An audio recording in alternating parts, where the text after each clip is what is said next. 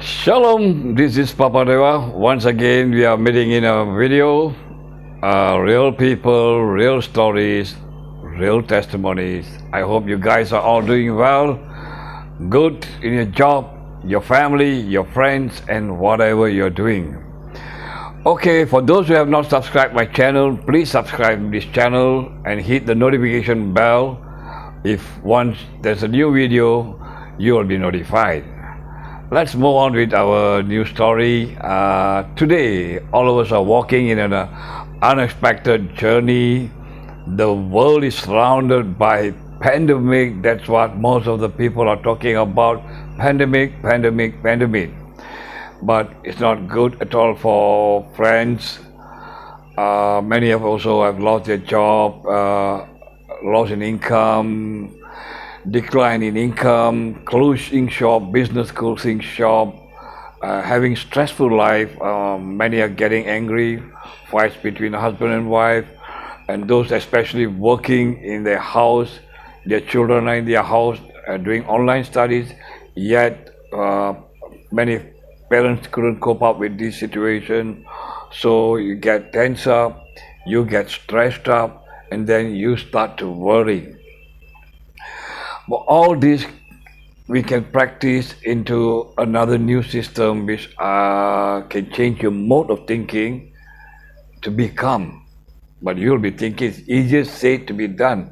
But I have some good stories to tell you. I hope these stories will help you.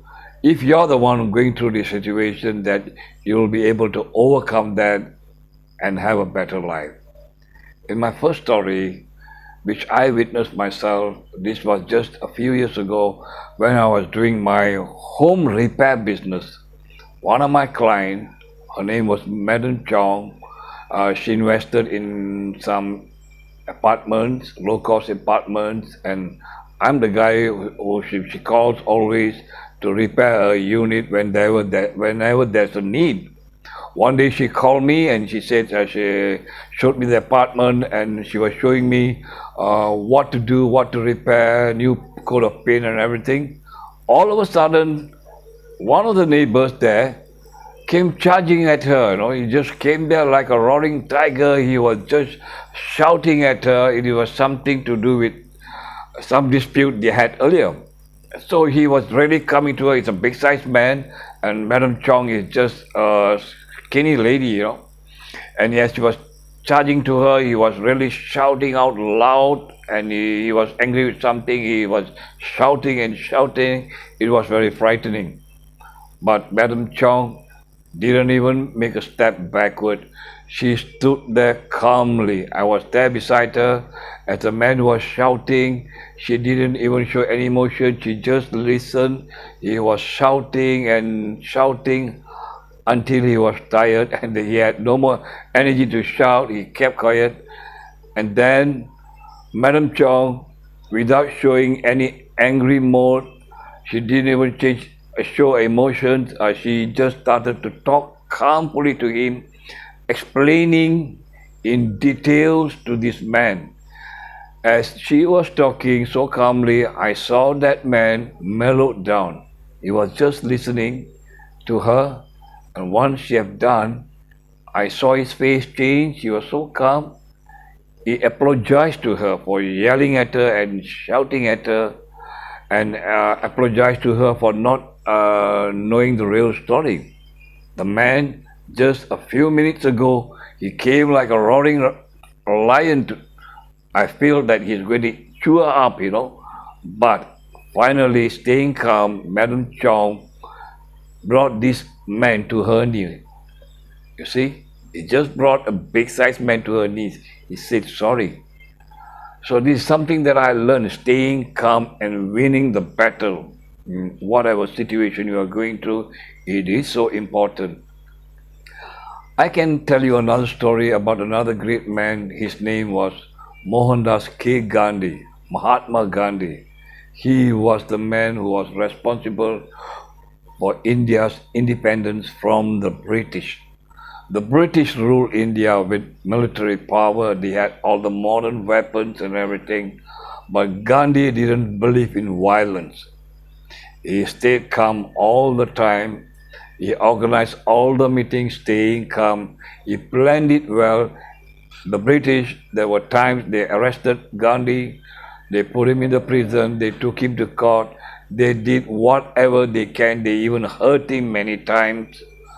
But Gandhi never gave up. He stayed calm all the way, talking his way out until India got its independence from Britain. You know, there was an old saying in Britain, they say, the sun doesn't go down on England. Well, on that day, the England sun went down in India. Gandhi brought the whole British to his knees, staying calm. Gandhi was not a big sized man.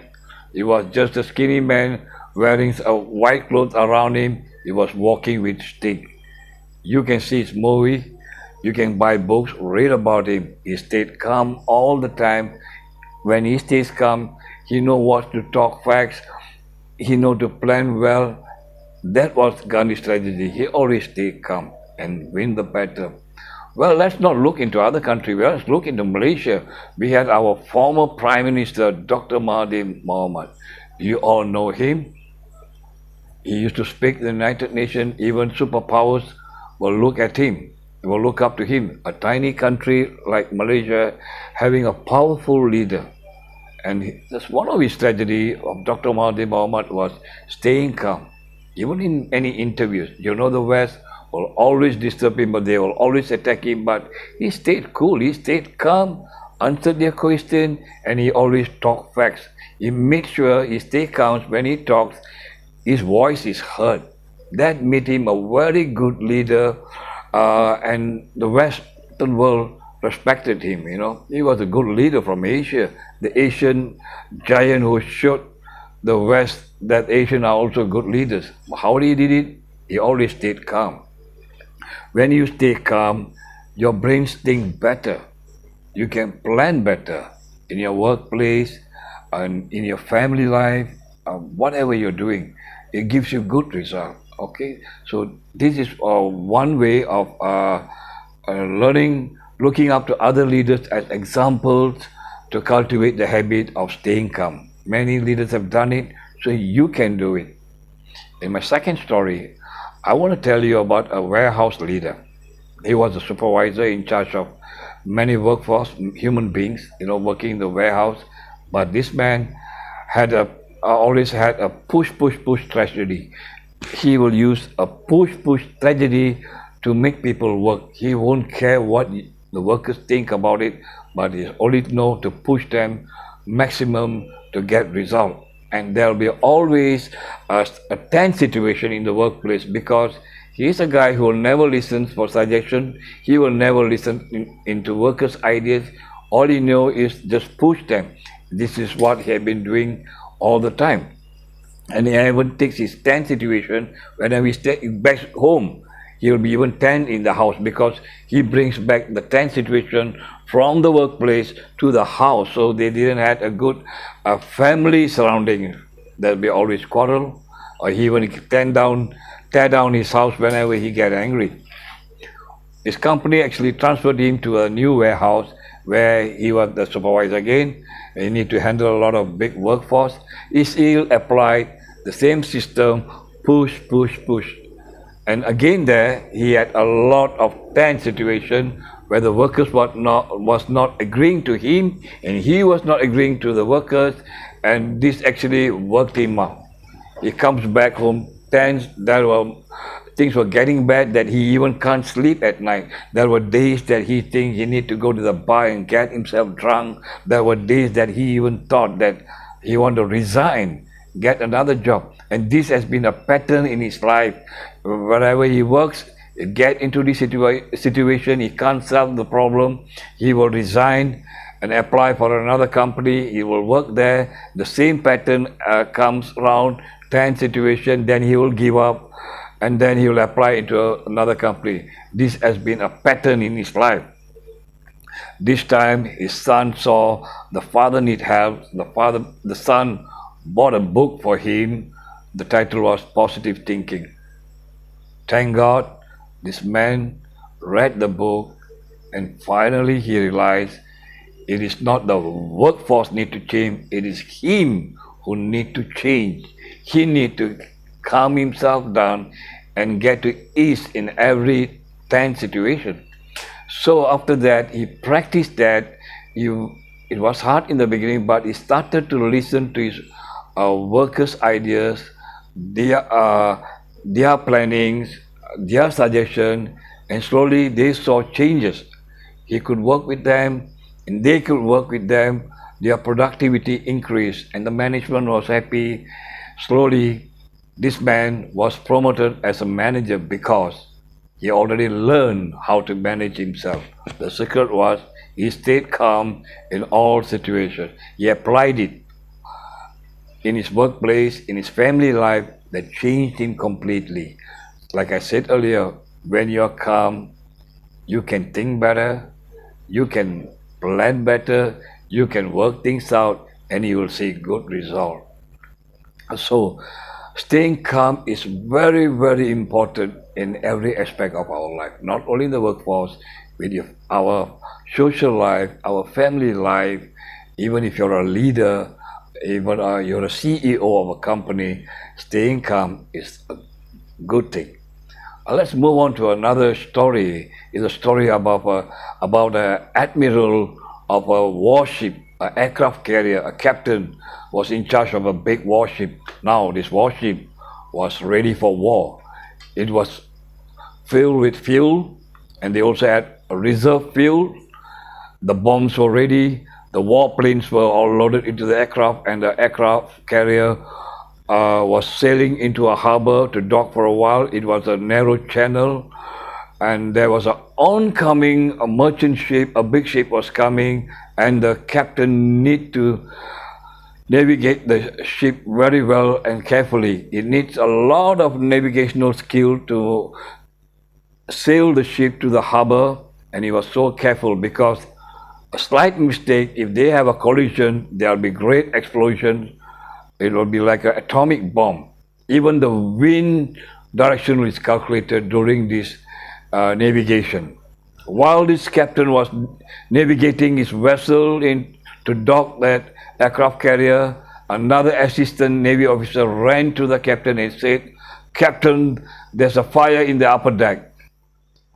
But this captain was still focusing on his aircraft carrier. He was navigating it carefully, thinking the captain didn't hear. The army officer, the Navy officer, once again shouted loud, "Captain, there's a fire in the upper deck." And the captain replied calmly, "I heard you the first time. Go out and put the fire." He replied back calmly, and he just still focused back into navigating his vessel to the harbor. Finally, the aircraft carrier docked and was anchored safely. And one day, in one of the meetings, the captain was asked, "How did he practice this calmness?" He said, being a leader of an aircraft carrier, it was important for him to stay calm all the time. And he cultivated this habit. That means he practiced this habit because an aircraft carrier in the sea is alert 24 hours, whether it is war or not war. And the decision a captain makes is very, very important. So they got to have calmness inside them so that they can plan very well, make an immediate decision very well. That's why he has learned to keep himself calm even in any dangerous situation. I've told you 3 stories how these people won the battle by staying calm. I believe you can do. We can do. I had a temperament problem. I get angry very fast, but nowadays I started to practice to stay calm, and I see I'm winning many battles in the family life, in my business life, with my friends around, and I can talk to them, and because of this, I'm staying calm. A lot of people, a lot of friends call me up for advice, for help, or whatever. If they think they're not happy with something, they call me, they trust me, because I'm not the man I used to be. And I listen to them. I have the power to listen to their stories calmly, and I also can reply to them calmly. Not only helping ourselves, we too can help others by staying calm. Like you, if you're a leader in a company, you stay calm, you help your fellow workers, you can work together, making the working place a healthy environment place to work. Same goes to the fathers or mothers in the family. Stay calm all the time so that your home is a better place to stay. So until I see you all in the next video, I hope this video will help you. Until we meet again, stay safe, stay home. Shalom and good night.